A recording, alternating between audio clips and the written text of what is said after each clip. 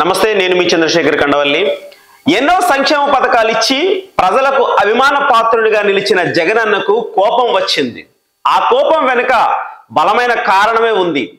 ప్రస్తుతం ప్రజలకు కార్యకర్తలకు చేరువ కావడానికి జగనన్న ఒక పథకాన్ని రచించి తద్వారా కార్యక్రమాలను ముందుకు తీసుకెళ్లాలని ఒక ప్రణాళిక సిద్ధం చేశారు. దాన్ని పెడచెవిని పెట్టి తన ఆదేశాలని పాటించని నాయకులపై జగన్ సీరియస్ గా ఉన్నారని తెలిసింది. తాను చెప్పింది చేసేవాళ్లే తన వెంట ఉండాలనే మనస్తత్వం వైఎస్ జగన్ గారిది. ఈ నేపథ్యంలో గత నెలాఖరున విద్యుత్ పోరు చేయాలని నియోజకవర్గ నాయకులపై జగన్ సీరియస్ గా ఉన్నారు.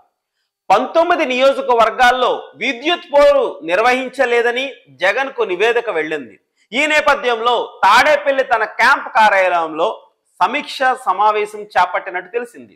విద్యుత్ సర్దుబాటు ఛార్జీల భారాన్ని రాష్ట్ర ప్రజానీకంపై వేయడాన్ని నిరసిస్తూ ప్రతి నియోజకవర్గంలో సంబంధిత శాఖ కార్యాలయం ఎదుట ఆందోళన నిర్వహించాలని జగన్ పిలుపునిచ్చిన సంగతి తెలిసిందే.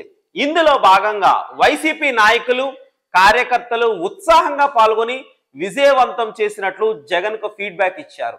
ఇదే సందర్భంలో వివిధ కారణాలతో 19 నియోజకవర్గాల్లో కార్యక్రమాన్ని నిర్వహించలేదని జగన్ కు సమాచారం వెళ్ళింది. ఈ నియోజకవర్గాలకు సంబంధించిన నాయకులతో ఇవాళ జగన్ గారు కీలక సమావేశం చేపట్టారు.